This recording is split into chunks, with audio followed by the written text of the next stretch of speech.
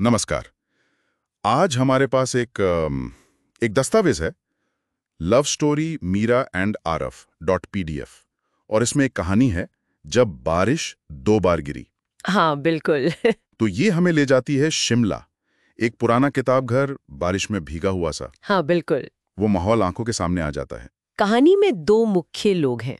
एक है आरव, फोटोग्राफर है, थोड़ा शांत, अपने में रहने वाला, जैसे अतीत में कहीं खोया हुआ। और दूसरी है मीरा, वो साहित्य की प्रोफेसर है, और उसका मानना है कि हर इंसान मतलब एक अनसुलझी पहेली जैसा होता है। दिलचस्प। तो ये सिर्फ एक मुलाकात नहीं है, ये कहानी पहचान की है। हाँ मतलब कैसे खामोशी, शब्द, तस्वीरें, कविताएं, ये सब आपस में टकराते हैं। और एक सवाल भी कि क्या नुकसान के बाद प्यार दोबारा हो सकता है, शायद गहरा भी। बिल्कुल। चलिए देखते हैं कहानी क्या कहती है। तो शुरुआत होती है एक बारिश वाले दिन से।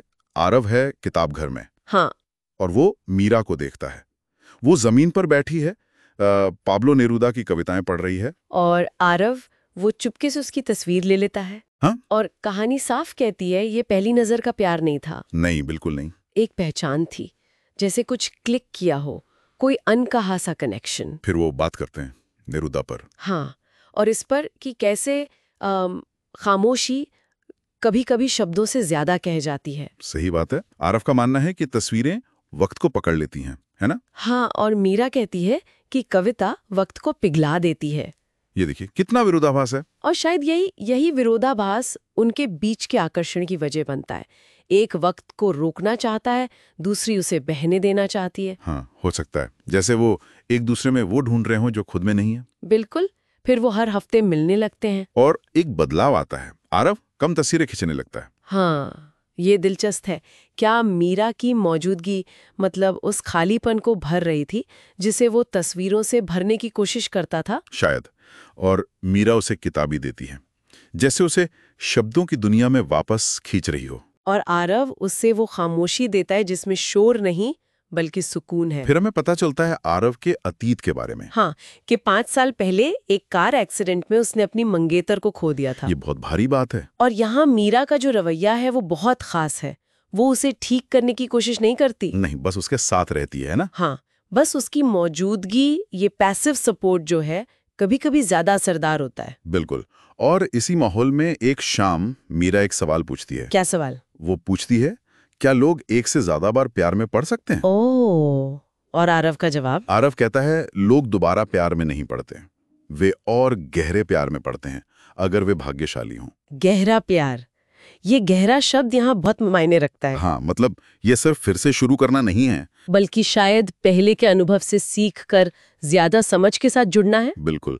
और ये बात आरव के काम में दिखती है। किस काम में? वो मीरा के चेहरे की तस्वीर नहीं लेता। अच्छा, तो फिर वो उसके हाथ की तस्वीर लेता है जब वो एक जंगली फूल को छू रही होती है। हाथ की तस्वीर। ये अलग है। हाँ, और सिर्फ यही एक तस्वीर थी जिसे उसने फ्रेम करवाया, और अपनी दीवार पर लगाया। अपनी दिवंगत मंगेतर की तस्वीर की जगह। कितना सिंबॉलिक है ये।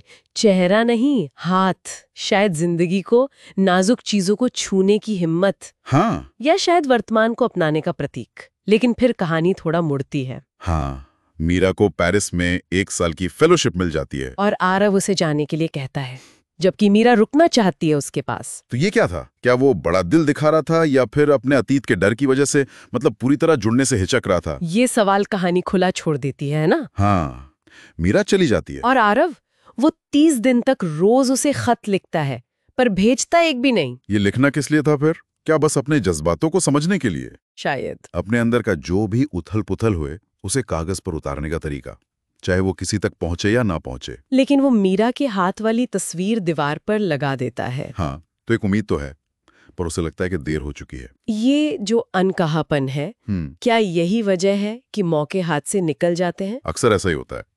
पर कहानी यहाँ खत्म नहीं होती। नहीं, एक और मोड़। ठीक 1 साल बाद फिर से बारिश। वही किताब घर। आरव अंदर जाता है और देखता है, कौन है वहां? मीरा है उसी जगह पर, हाथ में नेरूदा की किताब और एक अनखुला खत। अनखुला खत? क्या ये आरव का ही भेजा हुआ था या कुछ और? कहानी ये नहीं बताती, बस वो अनखुला खत है। मीरा पूछती है, क्या तुम अब भी तस्वीरें लेते हो? और आरव का जवाब? वो कहता है, सिर्फ उन लम्हों की जिन्हें मैं भूलना नहीं चाहता। मतलब वो बदल गया है। हाँ, अब वो हर चीज को नहीं, बस खास पलों को सहेजना चाहता है। और उनका मिलना, कहानी कहती है, ना तो ये शुरुआत है ना अंत, बल्कि सब कुछ का मध्य है। ये मध्य वाली बात बहुत गहरी है। इसका क्या मतलब निकालें? तो इस पूरी कहानी से हम क्या लेकर जाएं? मेरे ख्याल से ये सिर्फ प्यार की कहानी नहीं है। नहीं, बिल्कुल नहीं।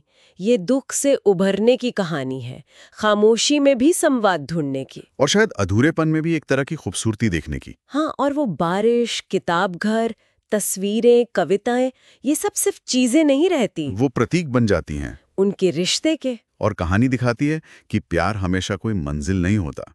कभी कभी वो सफर ज्यादा मायने रखता है, वो बीच का हिस्सा। तो अंत में सोचने के लिए एक बात रह जाती है। क्या जिंदगी की कुछ बेहतरीन कहानियां किसी मंजिल के लिए, किसी हैप्पी एंडिंग के लिए नहीं होती, बल्कि बस उस बीच में होने के लिए, उस सफर को जीने के लिए? हाँ, इस पर सोचा जा सकता है।